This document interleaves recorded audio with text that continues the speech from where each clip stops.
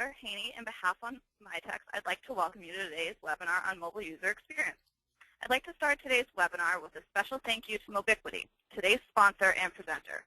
Mobiquity is a mobile engagement provider that is creating innovative solutions that drive business value. Because of their experience in this area, it was a no-brainer for them to lead a presentation on the 5 things every marketer should know about mobile user experience. Today our presenters will be Mike Welsh and Dan Specca, Creative Directors at Mobiquity. I'd also like to welcome Jim Freely of Mobiquity, who will be moderating for us today. Before I hand things over to Jim, I wanted to remind everyone that throughout the presentation, you can submit any questions you have through the control panel on the right side of your screen. So let's get started. Over to you, Jim. Thanks, Taylor, for getting us kicked off. I'm Jim Freely, VP of Marketing Programs at Mobiquity. Before we dive in, I want to take just 2 minutes to give you a sense for who Mobiquity is and the background of our speakers today, because I think that'll give you some context for the thoughts and experiences that will be shared. So first, on Mobiquity, we're a mobile engagement provider focused on creating enterprise-class mobile solutions for our clients. Whether they're unsure of where to begin or go next, or have had lackluster results with their first mobile apps, we help our clients evolve past mobility as just a hollow checkoff to make mobile matter in a way that brings true innovation to their business. As Taylor mentioned, we have deep expertise in the full spectrum of mobile competencies, including strategy, user experience design, application development, and back-end integration, and that really allows us to be an end-to-end partner for our clients' mobile needs. In terms of our track record, we're one of the fastest-growing companies in the mobile space. We were founded 2.5 years ago and have already grown to 300 employees around the world and have helped over 150 companies leverage mobility to improve customer and employee engagement. And as a result of our momentum, Forrester Research recently called out Mobiquity as a mobile specialist of note in their August 2013 market report on mobile engagement providers. So with that context for Mobiquity as a company, let me introduce our speakers. We're fortunate to have 2 of our creative directors with us today. The first is Mike Welsh, who's based in Philadelphia, helping to grow our region there. Mike brings more than 15 years of combined experience in user experience, strategy, marketing and design to Mobiquity as creative director and UX principal. He provides strategic direction within the experience design practice to develop effective mobile experiences for Mobiquity's clients. Prior to joining Mobiquity, Mike held key strategic and design roles at ExpenseWatch.com, the Vanguard Group, ActivityOne.com, Universal Health Services, and Hanson Associates.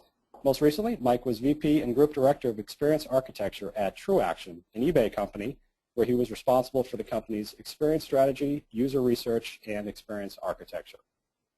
Also presenting today is Dan Specca, who is part of the team helping to grow out our European presence. Dan is a design professional with a history of successfully leading the user experience and visual design efforts across a number of channels, including B2B, web applications, e-commerce, mobile, and gaming. At Mobiquity, Dan's focus is mobile, taking the unique behaviors of mobile users into consideration while helping to create world-class solutions for customers such as Panera Bread, Weight Watchers, the Boston Globe, and Fidelity Investments. Prior to Mobiquity, Dan was part of digital efforts for Avis, HBO, Major League Baseball, Standard & Poor's, and the U.S. Army. So with that as background, I'll turn it over to Mike to get started, and I'll come back on the line at the end of the webinar to help with the Q&A. Mike, over to you. Thanks, Jim. Thanks, Taylor. So I put up on the screen a little agenda for today. So Dan and I are going to walk through some of those 5 things, being specific about some examples. We're going to talk a little bit about what they mean. I have a little nerdy upfront portion that I'll walk you guys through just to talk about the way we think about things and how we approach some of the problems that we solve for clients in mobile.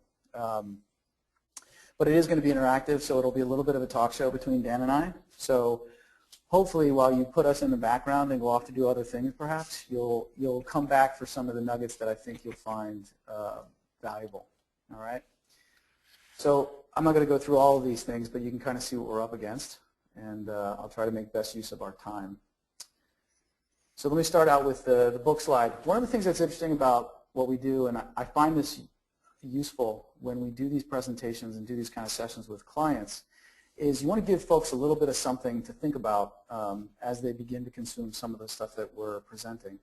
And the point of sharing this slide was, if you know about you're all going to go off and do things in mobile, you're all going to have apps, it's going to be great, but always keep in mind and never forget that there's a human in the transaction in all these parts and pieces. So from a if you look at these sort of 5 buckets, I put up there value attribution, beliefs, choice, habits, things like that. What's interesting about these books, and you've probably read, some of you have read some of these, but there may be a book or two here that you haven't picked up on. We evaluate a lot of our experiences with things like mobile, the web, responsive, and you'll hear lots of different buzzwords and jargon. It all boils down, though, to where does the human fit and what's going on in their mind at the moment they're about to transact or consume something or look at media or make a purchase or put something on a list. What we want to make sure we understand and keep as a thread underlying all of that is some of this thinking. Okay? And Dan, stop me if I talk too fast. But I'll jump in just a little bit here, if Okay. Go ahead. just to talk about the mental here. So, you know, design is not just pretty pictures. There's a logic to it. There's a psychology to it, and that's some of what we see on the slide here. So it's very important as we design to think about how people think, how they process, how much we're capable of thinking and handling at a given time, and all of that definitely plays a role. I mean, as we'll get into, we talk about brand and essence and things of that nature, but ultimately, you know, the way humans behave is critical to success. Okay. One other thing too is if you think about this, there's the last book on the right there talks about habit, and I'm sure people are like, yeah, I read that book, it's a great book. One of the things about the sort of nudge effect or choice architecture that's talked about in the book is very much in play when you think, and we'll talk about this towards the end. When you think about omnichannel, which is one of the topics that we'll probably touch on before the end because it's a top of mind for some folks, one of the things to keep in the back of your mind is that you're making a mobile app or you're making an experience. That's a thing that you're doing as a company or as a brand or as a team, but the folks outside are experiencing it in sort of a stream. You know, they're out there doing lots of different things, and your thing is just one tiny little micro minute in a world of experiences. So you really only get to provide a nudge to maybe get a habit where they keep coming back to your brand or keep coming back to your experience. So just to kind of give you a case in point, that's kind of the way these things operate. And again, there's a million books out there on everybody's library shelf, but these are just some of the things to think through. Okay. So on to the next slide. We're talking about emotional equations. So this book, Chip Conley, highly recommend it. This will be my last book push, and I'm not a bookseller, but I think there are 2 equations in the book that, and there's tons of them in there, 2 equations in the book that apply very directly to the kind of work that when you're thinking about things that you need to do to be in mobile, because eventually mobile won't be mobile. It'll just be part of everything else. But every consumer has at the core of their existence at some level anxiety. It could be anxiety about what they're going to buy, what they're going to have for dinner, the clothes they're going to put on, where their kids are when they're not together. There's a level of uncertainty multiplied by a level of powerlessness, that they can't control it or see it or have it. And to some extent, you'll hear in some of our cases in point and our case studies the idea that there is a intuitive emotional awareness of your consumer that most, if not all brands at some point lose sight of. Everybody's going to give you Apple examples, and we have one in our deck. And I only have like 300 slides, so let me sit back and relax. The intuitive emotional awareness of your consumer, it is one of the most important things when you consider an experience or you're a marketer looking to evaluate your campaign's performance, or you know, the agency's come along with this great idea and this great thought starter, but it does it based on a gimmick, or it does it based on something that doesn't lower the anxiety that your consumer in that transaction is going to feel. So the second equation is around authenticity. Every brand, every company wants to have a level of authenticity that they can express to their audience. And you know, Dan's in Europe, I'm in the US. He's over there working with a team, and he's trying to help their brands. I've worked with a lot of brands around the world, and some of the European brands say things like, this is our brand, this is what we stand for, and you just have to accept it or align with it.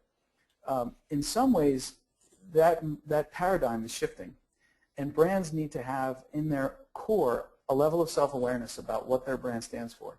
The promises, the presence, how they engage with their audiences, multiplied by the courage to actually put capabilities in the field. Make a mobile experience. Have a responsive web experience that translates to devices. Have a management and a process internally to make those things be evergreen, so you can do them every season. You know, there's tons of seasonal brands out there, but they do it once and then they're done, and then it fails. And everybody looks around and goes, well, why didn't this work? Because we didn't have the authenticity or the courage to pull it off over time. So I think to some extent that the net here is, as we look to think about the 5 things and what are those things and how do they matter, those are the things that we think about as we evaluate. So we put the comps up in the room and look at these sketches and, hey, this is a great social practice. We look at those and evaluate, well, is that going to lower my consumer's anxiety? And when you lower the anxiety, the net effect is they become aligned with your brand. They become part of the experience because, wow, this solved the problem. This helped me feel better. So keep that. It's not one of the 5 things that we talked about in our upfront, but it is something that underlies all of them. Okay. So you want to jump on this one, Dan? Yeah, so let's talk a little bit about field research and why it's important, particularly in the context of mobile. I mean, for those of you that are on the phone that are marketers, you know, you've conducted focus groups, you've used surveys.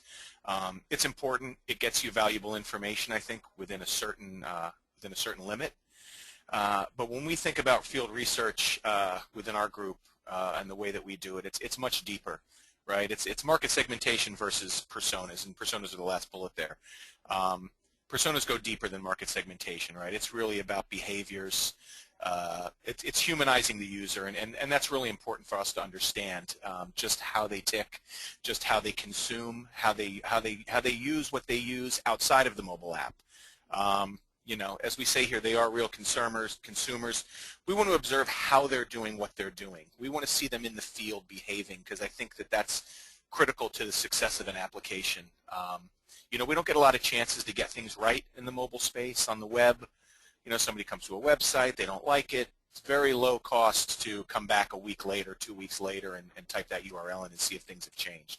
We're on the mobile side of things, right? They're going to download an app. They've got to find it in the store. They've got to put in their password. They've got to download it. Then they position it where they want on their device. And if it stinks, it's going to find itself on that 3rd, 4th, 5th screen potentially. We want to be on that first screen. So to do that, we really need to make sure that we're getting things right. And the way that we do that is to really understand what they need from an application, how they would truly use an application, what's important for them in an application. And we do a lot of that through, you know, observation, through analytical methods, but primarily observation is pretty critical. Really sitting with the users and understanding what they're doing gives us great insight into what a product really needs to serve up within an application.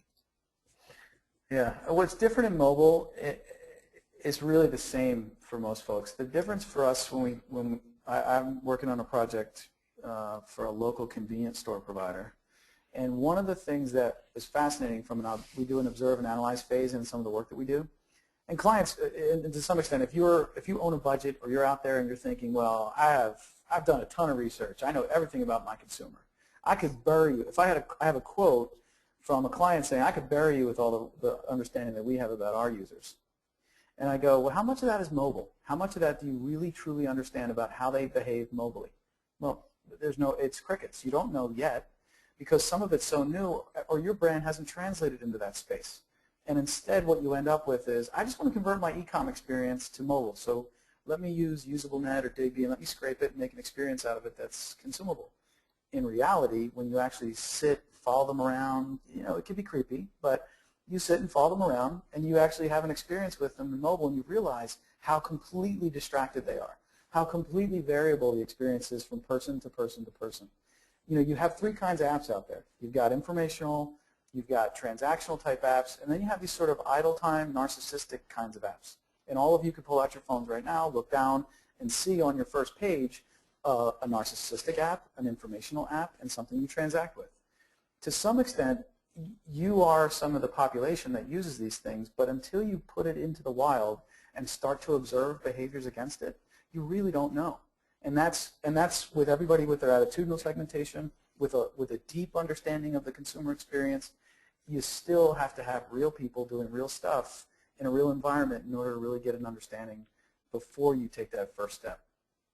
I think the interesting thing too as well is, you know, we talk about that observe and analyze phase being up front, but that's not always the case, right? You need to continually be iterating with these products and these applications. You don't have an application out there, let's learn the best that we can to put something, to put our best foot forward when we do put it out there. And then let's continue to go back to those users, right, and continue to learn and study them and understand how they're changing, because this is a constantly shifting space. Behaviors change, expectations change, so we want to make sure that we're always changing with that. So I just want to make sure we communicate that field research is not a one-stop, one and done effort. You really need to make it iterative and continue it through the life of the product. Yeah, and we're not making cowbell apps. I mean, when you think about it, there's a lot of apps in the App Store. Dan and I don't spend our time thinking about how we can make a cooler Angry Birds season. So if you think of that and you think of all these cool apps, you're like, I have an idea for an app, or I have this cool app. That isn't what we're talking about. We're definitely talking about the sort of nerdy, we're down in the weeds trying to understand some human behavior in a real context to come back and inform, your attitudinal segments, your broad market segmentation, because that market segmentation that all of you know, everybody's got 5 segments. You've got leaders and laggards and a bunch in between, depending on the consulting firm you hired. And you can look at those and we can evaluate them and say, well, we're going to flip all that because in mobile none of that applies. And what we try to do is snap on a context onto the bottom of that says, okay, let's look at your 5 segments and then look at those in an environment, that's a mobilely distracted environment, or it's a variable environment that doesn't have the same criteria. I think that is, while not one of the 5 things, again, this is an underpinning of just an example of kind of how we think about approaching these things. And just one point or one thing I would point out as well is, don't get sort of pinned down into your vertical, right? That's another thing that we're very conscious of, right? Yeah. So if you're a retailer in the clothing space, don't just think this has to be a clothing app. I need to look at all the clothing apps and think clothing, because people are using these devices to buy movie tickets, to bank, to buy things, to be narcissistic, as Mike said, and those behaviors have become very common for us. So feel free to leverage all of those other verticals as you think about your product and how you go to market, because people don't want to relearn things, right? As we talked about, we have a limited capacity to do things. We have a good retention of things that we've already learned. Leverage those, right? And that, again, just kind of feeds into the whole human behavior aspect of this as well. Yeah, and you noticed on that slide that we didn't put ages on there. Now, a lot of brands will get very brandy on you and say, well, that's not on brand.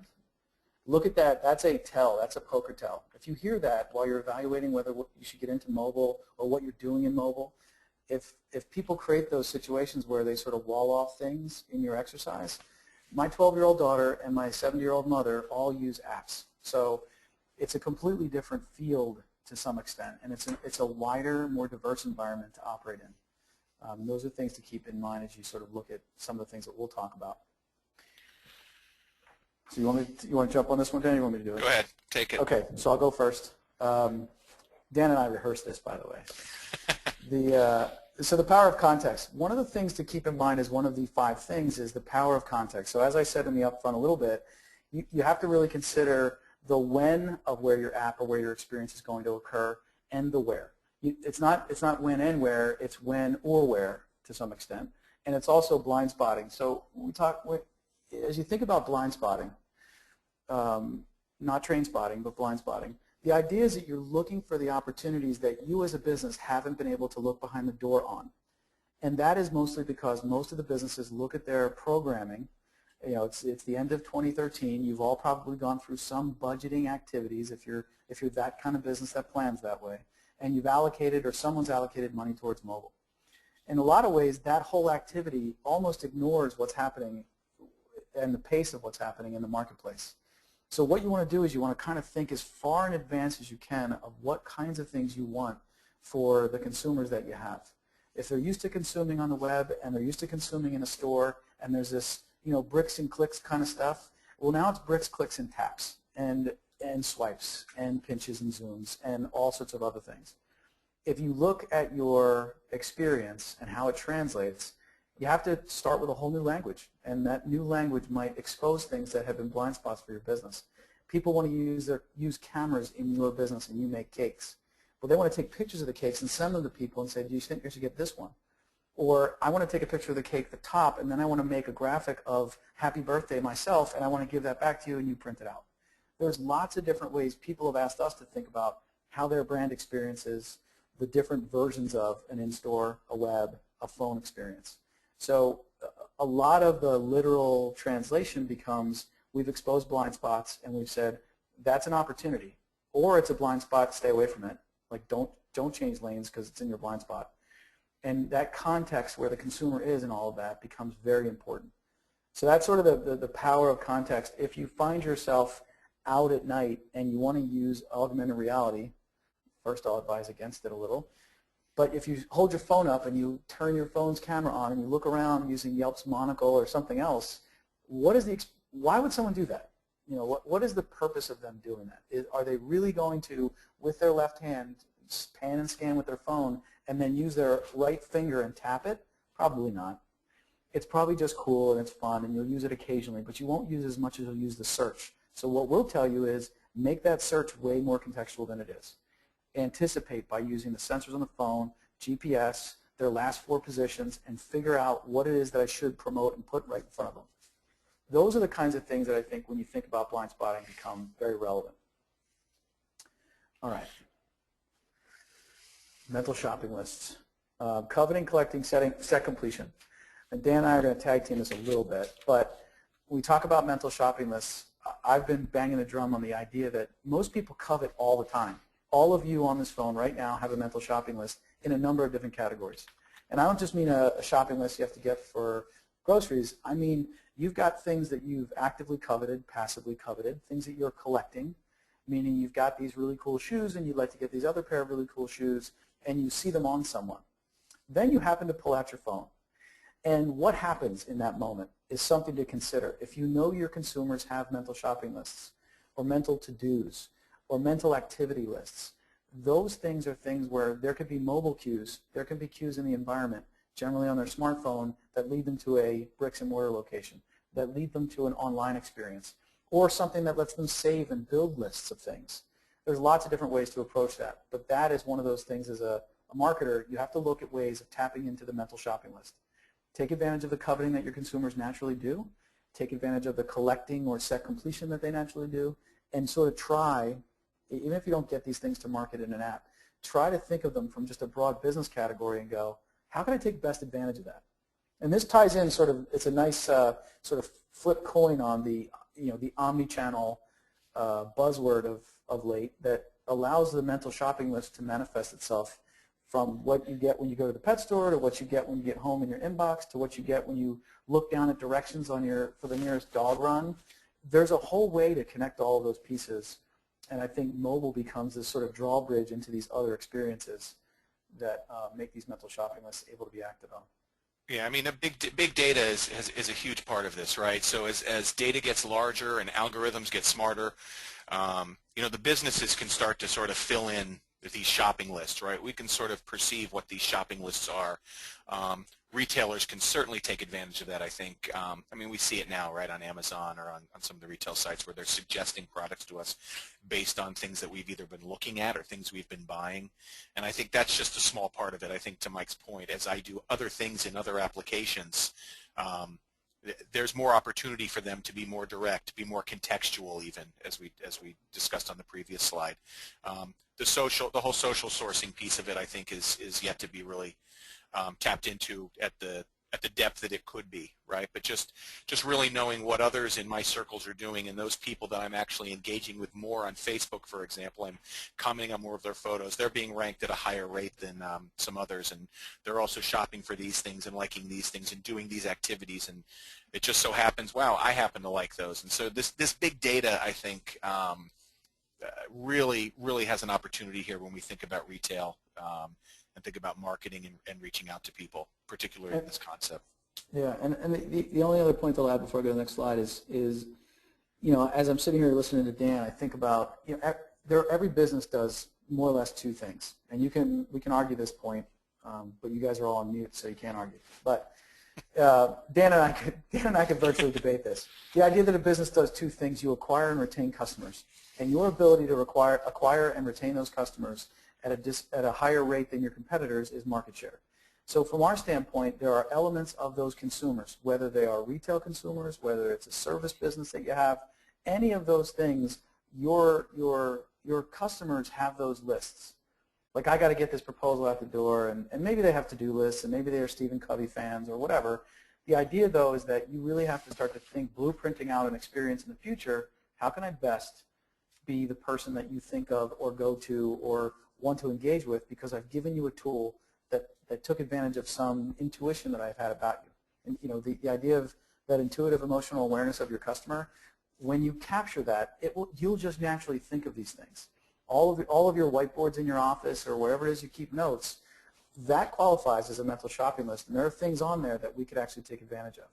So just keep that in mind as one of the nuggets. It's a generally applicable rule of thumb.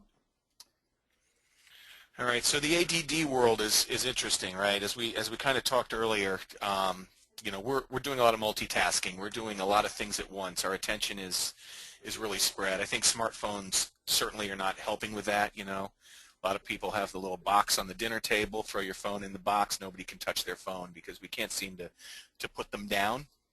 And when we do have them, there's a lot of things going on. I mean, I think about watching TV with my family where the TV's on, I've got my laptop, phone's sitting next to me on the coffee table, my wife's got her laptop, my daughter's got her iPad. There's far more than second screens. There's second and third screens, and you know, I've got 6 tabs up in Chrome on my laptop while my phone is going off. So we're constantly sort of engaged and being stimulated, which creates this sort of digital ADD. Because of that, we really need to be careful. The context comes back in, right? We really need to be cognizant and aware of how they're interacting with us and what they're doing and how much disruption is going on while they're doing that. The phone in particular, I think, is interesting. Somebody made a really nice little metaphor at some point where they referred to it as sort of the cigarette break of the new millennium, right? We no longer are waiting for our kid at soccer practice, going to go have a smoke. Now I'm going to sit on my phone and check my Facebook stream for the 5 minutes I have, or I have 10 minutes waiting for my wife while she runs in the supermarket. I'm going to check my email, right? So we have these little starts and fits, little bits and pieces of engagement that we have with our cell phones, and we correlate that to snackers and grazers. Right, grazers are on their laptops or on their tablets even, because we're kind of taking tablets. They're more leaning towards the laptop or desktop space from a usability perspective. But you know, you have some time. You might be doing a few things at once, but it's a little more controlled. It's a little more leisurely. You're browsing for things. You might be doing some specific tasks, but for the most part it's a browsing experience. But those snackers, those ones that are using their smartphones, they're coming in, they're getting what they want, and they're getting out. They have a task to perform, they want to do it and complete it. All at the same time, there's a lot of different things going on. So we really need to be aware of that. You know, we talked about cognitive psychology and how that's a component to design. And you know, we can only handle a few things at a time. There's that sort of seminal paper, 7 ± 2, and how we can only handle a finite number of things and process a finite number of things at one time. So we must be aware of that, right? When we're designing these apps, context comes into it. So capturing their short attention span is really critical, which means that whole field research piece, that user research piece, is pretty critical, right? We got to get it right. We got to know what these people want to do with our product, when they want to do it, and how they want to do it, and how often they want to do something. You know, you think about a banking app, there's probably just a handful of things I really want to do on my device, right? I want to maybe transfer some money, check my account balance, maybe find a bank, probably use Google Maps for that. But you know, there's just a couple of things I really want to do on my mobile device when I'm banking. Doesn't mean I want to take away all the functionality, you know, out of the app, because that's the other flip side of it, is people expect to be able to do anything on these devices, even with their limited engagement time frames. So prioritization within these applications, prioritization of task, of attention, is pretty critical. We need to chunk this stuff up across screens.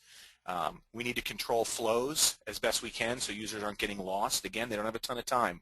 We want to make sure they get from point A to point B, doing what they need to do and being successful with what they do, so that we can certainly retain them and have them using this application for the long term. Yeah, I'll only add one thing to this. The idea of task switching, everybody here thinks they're multitaskers. Everybody can multitask and do that stuff, and everybody can do all these other things. No one really, your brain doesn't function that way. We're not designed that way. Your brain just physically isn't wired to be able to hold two thoughts at the same time at the same moment. If you know that's true, and you look at building a transactional application, or you're building the next Facebook, or you're trying to make the awesome sports application or fitness app, or you're making a behavior change type of app where you want to modify people's behavior. Understand for sure that people will task switch on you during that experience. Meaning, I'll get a text that comes up because my notifications bring up a little notification on my phone. Well, that's a distraction, and I tap it with my finger, and now I've switched out of that task. Make sure that when I come back, that the information that's left there, I can pick up where I left off. I mean, it sounds like a sort of really stupid, simple thing, but it is one of those things that most of the time, if you're a marketer and you want to leave messaging for the user, you want to leave stuff there so that they can come back and pick up where they left off. Everybody forgets that because people think like they're on the web. They think like, well, that's the browser. I will come back to it. Everything will be great. That's actually wrong, because what will happen is people will come back and be like, what was I doing? What did I say? What was I thinking? All of that kind of stuff is stuff to keep in the back of your mind. And lastly, we talk about the 7 digits in a phone number story, but everybody has this experience where you drive home from work, everyone's done it, and you forget how you got there. You couldn't tell me the streets anymore after you've gone a few times, because most of the things that your brain does, it wants to make a habit out of it as quickly and as efficiently as possible to preserve energy, to let your brain do other things. So if you can build an app and build an experience and have a flow that's either picking up on flows that already exist, real artists steal, or it's a flow that's so dead simple that people don't have to overthink it, those kinds of things are more likely to become habits more quickly, and people will think and have an experience with your app that's like, wow, that was easy, or wow, that was pretty awesome. For us, I'm obsessive compulsive about that kind of stuff. So Dan's ADD, but I'm OCD. When it comes to forming habits and stuff, I get real crazy about people wanting to make me do new stuff, learn a new way of taking a picture with a phone. Well, there's already like plenty of ways. Pick up and draft off of those things. Let the consumer form a habit around the most important thing to your business, as opposed to these other things. Yeah, and I mean, that ties back into what I said earlier about just sort of cross verticals, right? So don't limit that to just your vertical or your brand. You beg, borrow, and steal from everybody.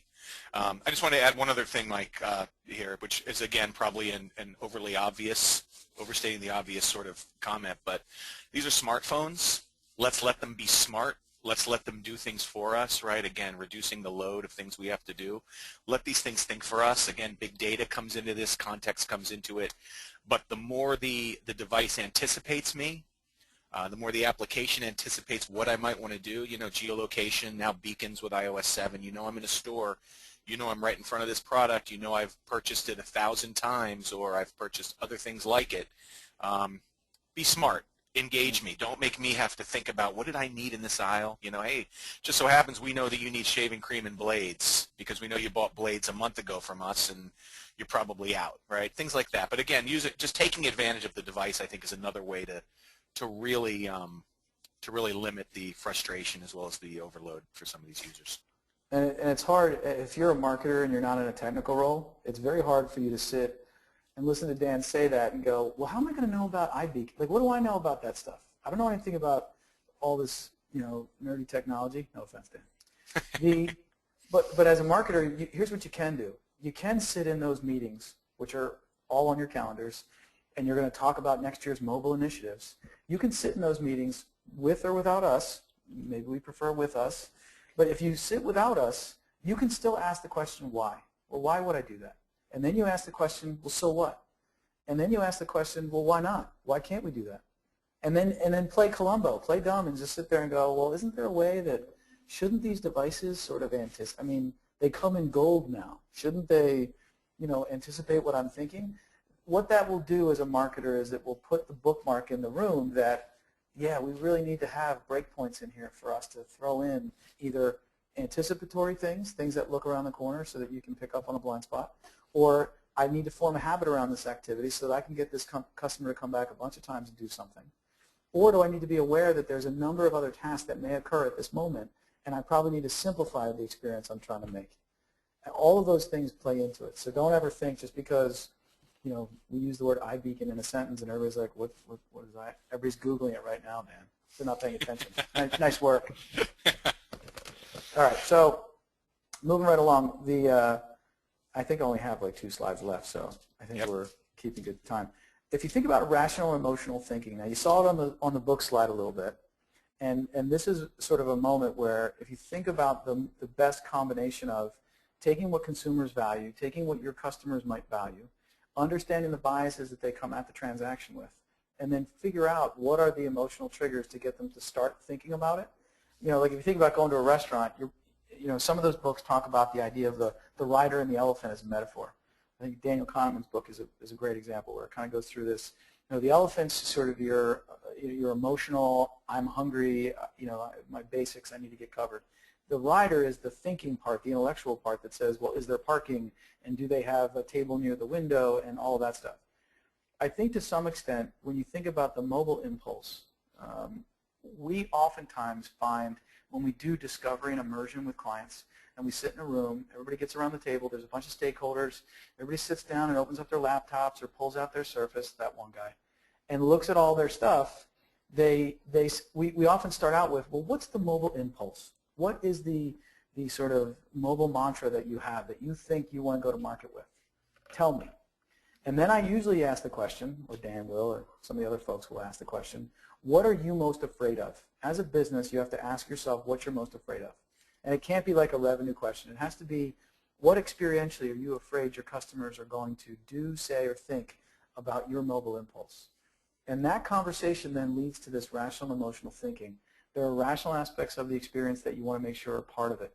The buying, the being able to search and find something that's priced right, being able to leverage promotions. You want to have a loyalty program. There's lots of rational things.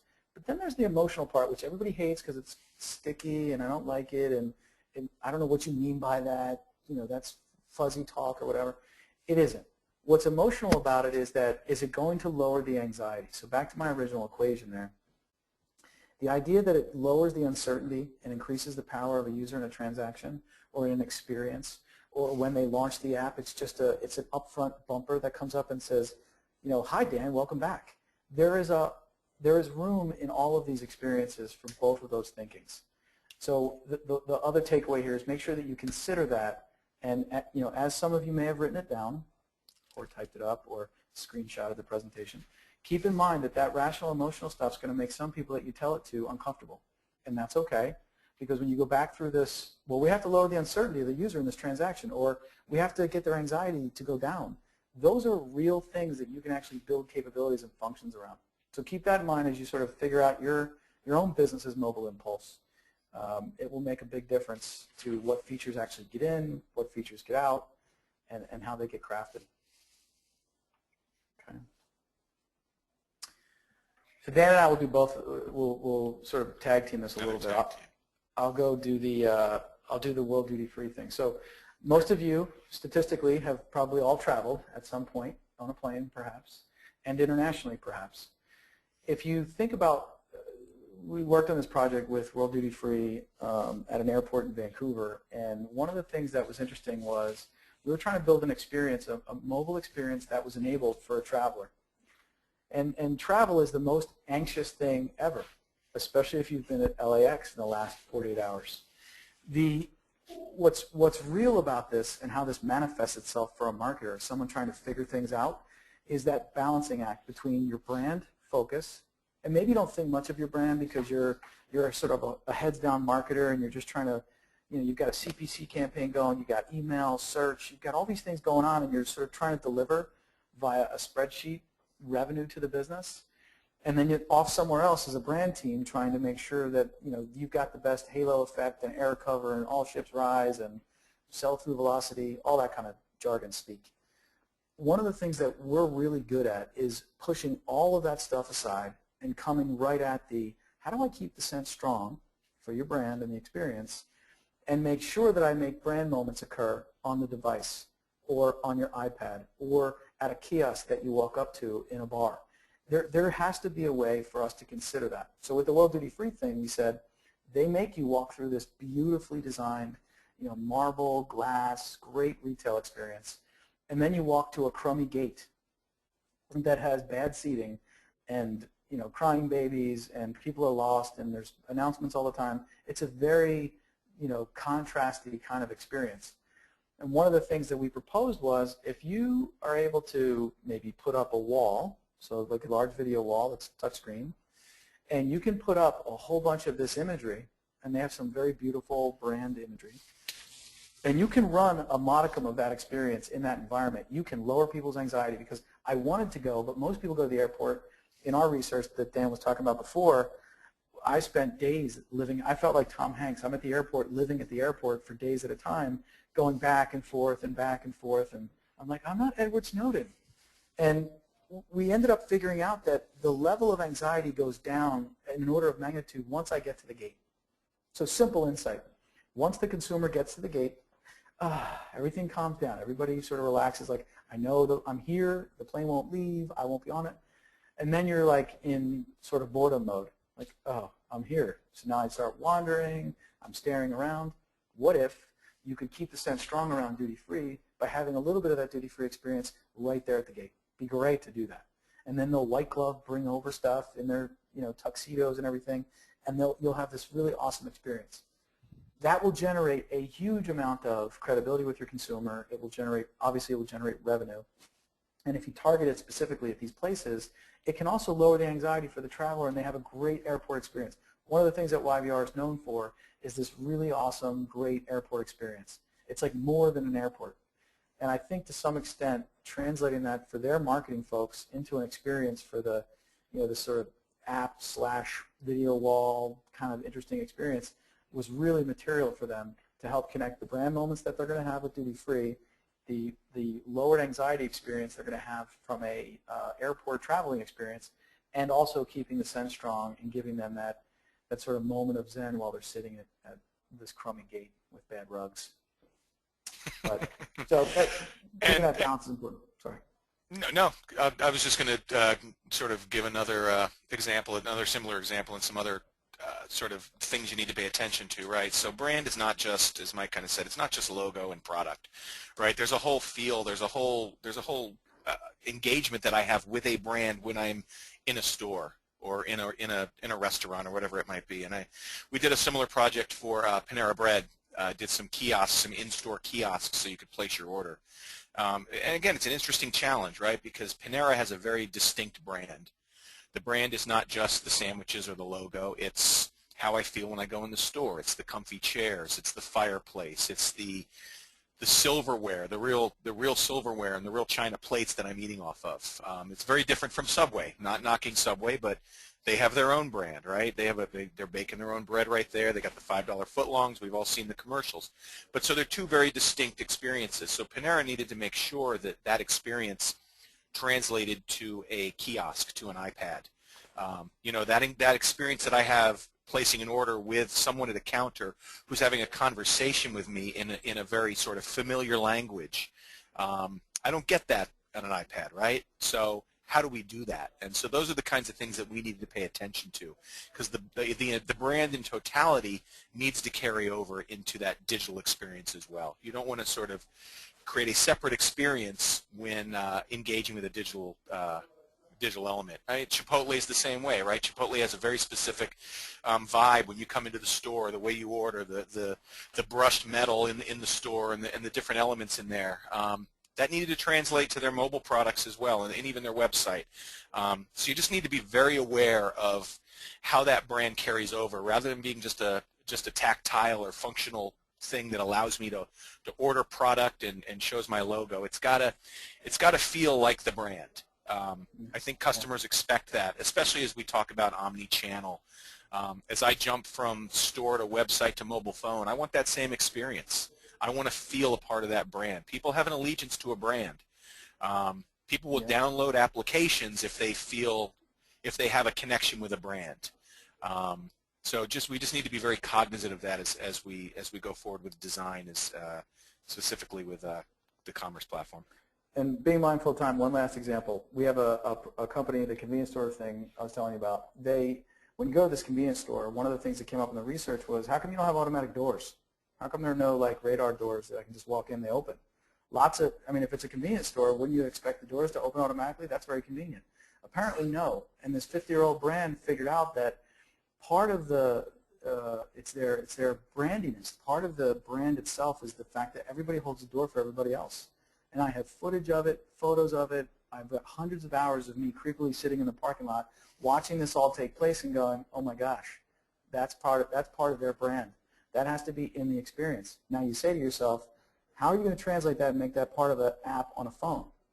Okay, well, I would say you could take a geofence perspective as one way of doing it, and you make a polygon around the store, and as you approach within 50 feet of the store, it's like, hey, welcome back, Dan. I've got this delicious hoagie for you, or this sub for you when you come in. The sandwich is ready. And and when you leave, hey, Dan, thanks for coming. It was great seeing you. We'll see you again. And oh, by the way, when you come back, 20% off. Whatever it is that we decide to do, it's incumbent upon people like us to make sure that we're able to translate using technology that we've got, experiences that we can have, and that brand ethos that exists. Like I want people to have that connection. So that's just one extra example I just thought of it while Dan was talking. So last bit, and we're almost done. The key takeaways. So, and just to sort of recap where we've been, when you and again, you can look at these and go, oh, well, no kidding, duh, I get it.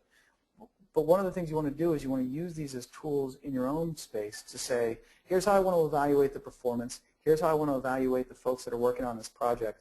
Or it becomes the sort of marching orders for the team that's going out to do this. Know that consumers want to own their experiences. Show them and let them.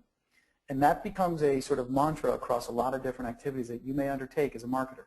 Whether it's demand generation, it's client retention, it's, you're doing campaigns. Most people don't think on the broadest scale. People think in sort of a lot of times in my agency background, people are very tactical. Marketers want to get to the tactics as quickly as possible. They like, oh, I love hearing all about that brain stuff, but can you give me like 19 tactics I can use tomorrow? I tell people this all the time. You will run out of tactics. You will run out of tactics to apply to your market well before you meet your revenue targets, guaranteed. If you don't keep in the back of your mind that your consumers carry your brand around with them in their pockets. The coveting, collecting, that whole thing is happening. Just figure out a way to support it, help it. You'd be surprised that if you make a small investment in helping people do that, how much of a return it gets. The task switching is happening. In spite of ADD, people will still form habits.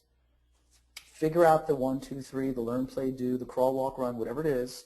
Figure out how to do it, and then take advantage of that in a mobile context. You'd be surprised at how much value you'll get from those consumers.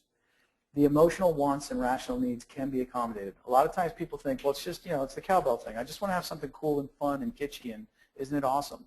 The reality is that people use OpenTable, people do their banking, people do lots of things on their phone, and when you ask them, a lot of people most users will lie to you. Most users will not tell you the truth. When we do this research, we have gigantic grains of salt that Dan and I use as evaluating some of this stuff. Because consumers will say, no, I don't go on Facebook that much. Right, okay. And you end up saying, give me a snapshot of your home screen. And everybody's home screen has a big F on it, a big blue Facebook app on it. And clearly people are using it, and they're uncomfortable with it or whatever. Know for sure that you can accommodate both the emotional and rational wants and needs from those users. The last thing is balance is key.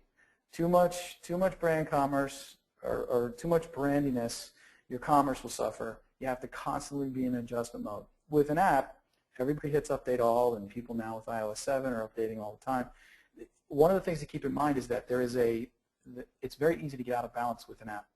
Because the minute you do an update, what you end up with, we were talking to a client recently, and this happens to a lot of folks. You have people that are in like a next wave of mobile. They're starting to figure out how they can make it matter to their business, hence our tagline, make mobile matter. What they've done is they've paved over all the good intentions of their consumers to participate in their experience by basically taking the roadmap and dropping it on their heads by saying, okay, that first release was great, and then everything else is a ticket, is a feature add-on for the rest of eternity. At some point, one of the things you have to think about is sort of recasting the experience, because time and activities have just pushed away all of the uniqueness, the difference. You haven't gone back to your users in a while. It's that constant adjusting that I think makes a huge difference from mobile experience. Yep, Dan, the market is, yeah, the market's changing, as we said, right? I mean, you know, you knocked me for mentioning iBeacons, but in, 3 months it's going to be something else, right? And 3 months after that it's going to be something else. We always need to be aware that things are shifting. Don't be afraid to shift with them, right? Don't be afraid to throw something out because you built it 6 months ago or a year ago and you spent, a couple $1,000,000 on it. You need to be evolving with the technology and with the users, right? Because they are, as Mike said, they're auto updating. They're getting the new devices. They're adopters. They're adapters and adopters, and we as businesses need to be doing the same. And that was all of our prepared material. I'm going to sort of turn it back to Jim a little bit for questions. Great. Again, go ahead, Jim. Back to you. Yeah, so first, Mike and Dan, thanks for taking us through those concepts. It was really interesting dialogue. Hopefully our audience was able to find some useful takeaways that they can apply to their organizations. And if it did spur any questions you have for Dan or Mike, please type them into the questions panel on the right side of the screen. So with that, let's dive into some of the questions. So first up, a question here, how does this fit into my company's omni-channel work? I think omni-channel is it's sort of a no-brainer here, right? I mean, you need to be thinking about mobile, not just in the context of me pulling out a mobile app or me, showrooming in a store and then on my mobile app and running home and buying it on my laptop or what it might be. But it's also about being proactive with that mobile channel, right? As we've talked about. So the mobile device in the store as a channel itself, just be aware of those things. The brand, as I said, needs to carry across these channels. It's imperative that mobile is just another one of these channels, and context on that channel is key. Mike? Yeah. I think, so I want to get tactical, actually. When you think about how it fits, right, lots of businesses that have, so maybe your business is a retailer or your business is a service business. One of the things is look at the timeline. So if you take the idea of a timeline and you apply that to your business and then you say, I want to make this omnichannel, think about where your consumer is along that timeline and where mobile might insert itself. And usually you'll find that it inserts itself in like 6 different places. And that may not go with your company's org charter, it might not fit real well with some of the folks in engineering, but realize that it can be part of the introduction to that brand or that experience with the showrooming that Dan mentioned. You move a little further down the timeline and you're about to order, it's part of the ordering process, so you can place your order, a la Amazon or whatever, you place your order on the device. It's also the email confirm. It's also the email channel because now you're going to get the win-back emails and the follow-up emails from that brand. It is also one of the sharing, word-of-mouth, spreading tools in omnichannel that once you get them on the device, that device then becomes a way for that to be a beacon to others. Hey, I'm using this thing, why don't you use it? You'd be surprised, and I'm sure none of you are, that when you go to parties and you hang out with people, but you'll always get into that, hey, did you see this app I have? It's pretty cool. It's called Waze. But you'll have that experience. That actually is part of your omnichannel strategy as well. How can I figure out a way to make the app compelling enough or include pieces in there that I have like an exclusive invite, like I can send you this app from the app itself, like you can try it out. Take advantage of the community aspect. The idea that you have a community, once you have all these people with the app on their phone, you have an instant community of exclusive people that have your app. That in and of itself is another pillar in your sort of omni-channel, how does mobile fit strategy. Sorry, Jim.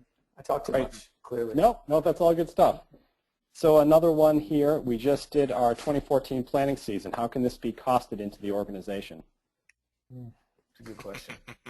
So when your management team pulls out the inside of their pockets right now and there's just lint, one of the things that you have to be able to do is, and a lot of businesses now have made it part of their experience, made it part of their budgeting process, and it's strategically available. But one of the arguments that you can make to make sure that you can set aside budget is, in the sort of acquisition retention model, we've acquired these customers using this channel. Why would we not make it possible for us to acquire these other, because there's net news. A lot of time, there's a brand that we dealt with in the past that they have a pretty sort of typecast brand and they want to figure out a way to bring in net news into the pool. Well, the net news are going to come from mobile. They're not coming from the sort of bricks and mortar experiences they're having with the brand at the mall. They're only going to get there from mobile because they don't know about the brand. The brand's pretty exclusive. They don't tell a lot of folks, but they know for sure that they've done some analytics. They know their folks are out there consuming these apps, put that out there as a new net.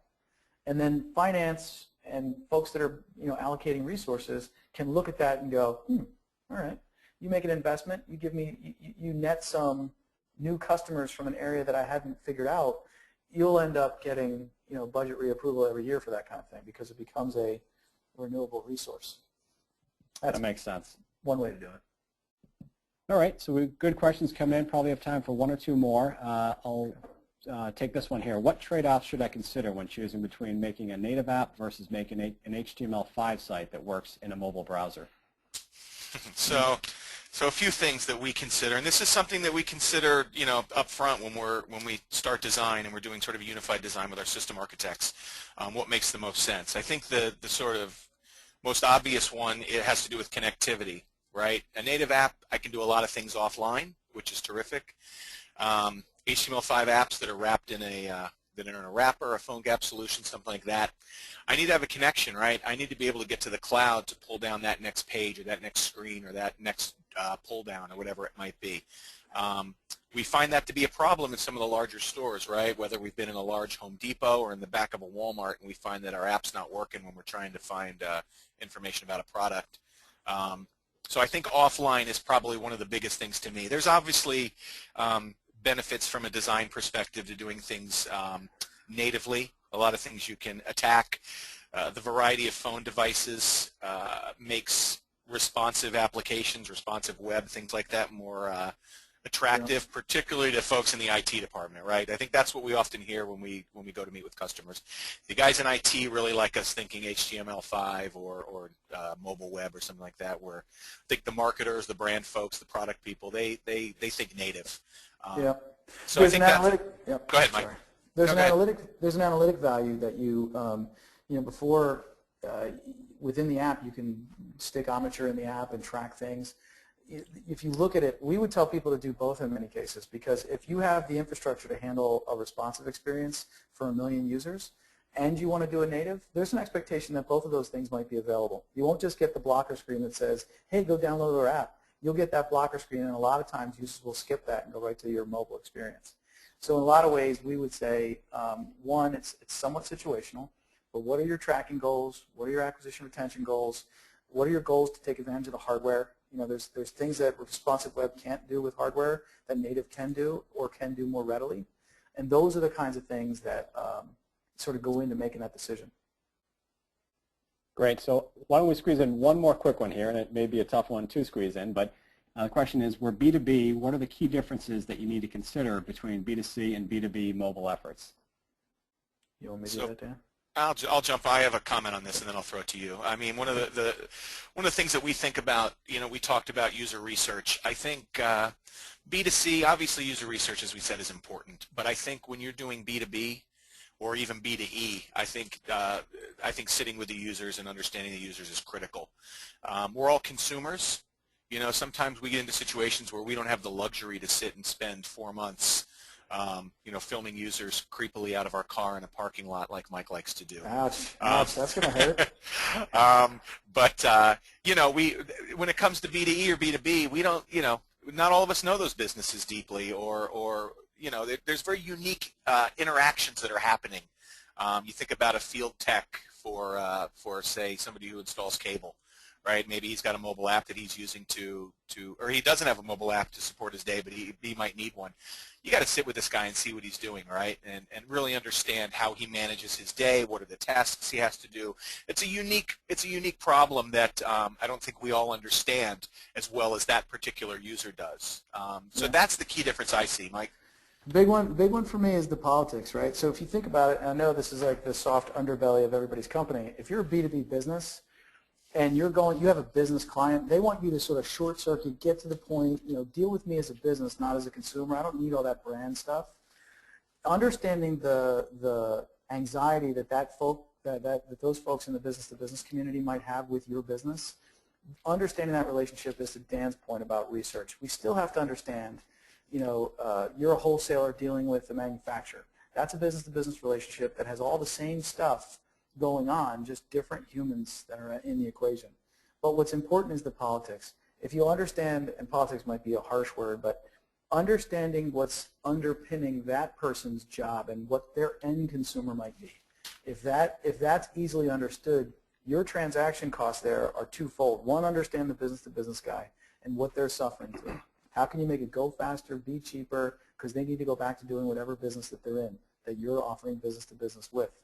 The end consumer, too, needs to be party to that, because that little arrangement is one that you can help enable faster. So it's a tech example. If the tech has the ability to deal with the back office, the head end, in a way that is so fast that they don't have to, they can get right back to the customer's job site, and they're not left making phone calls, or they're not left looking at the backs of equipment. They can just scan the stuff, shoot it, and it shows up on their screen. They can go back to the manufacturer and ask questions and have there be a clean interaction. Understanding that is a very, well, it seems easy. It's actually pretty challenging because there's lots of systems in between us. That kind of stuff is very important to understand, is understanding the body politic on there and asking who's in that transaction, who's party to that transaction. Yeah, one other thing I would just add quickly, because I know we're over time, it's just, we hear a lot about the consumerization of the enterprise, which I'm a big advocate of. As we've said, we all use the same apps. I mean, obviously some of us use different apps, but we're all using Facebook, Gmail, we're texting, we're getting the weather, all of those things. Why do our business tools need to stink? Right? I think that's a complaint. A lot of us track time in tools that are thrust upon us by HR, and you know what? Sometimes they're lousy. Careful, Dan. They could be on this call right now. I said sometimes. Okay. Ours is Not fantastic. Ours is fantastic. The best I've ever used. But all of these business tools that we use, a lot of the times they're painful to use, right? And why should that be? I have a great experience on my phone when I'm buying movie tickets, or when I'm, doing some other activity. Why can't I have that same experience and leverage those consumer experiences when you're building these B2B apps? I think that's a huge win. It gives me quicker ramp-up time. I don't have to learn a product. Maybe it doesn't take as long to learn a product as it might in some other situations. All right, so I think we, Dan, as you said, I think we should cut it there. We are a few minutes over. So first, again, Dan and Mike, thanks for sharing that. Great insights. You can see on screen a couple of links to find out more information. We will include that in the follow-up email that goes out, so don't worry about trying to jot that down. We'll send it out to you. And with that, I'll hand it back over to Taylor to wrap up. Great. Thanks so much, guys. So just wanted to let everyone know we have recorded this webinar, and we'll send you a link as well in the follow-up email. If I could have a round of applause right now, I would, but instead I'll close by saying thank you very much, Mike, Dan, and Jim, and everyone else at Mobiquity who helped us organize this webinar. And thank you very much to all the attendees. We appreciate your time today. So with that, have a great afternoon, everyone. Thank you. Thanks. Thanks, Taylor.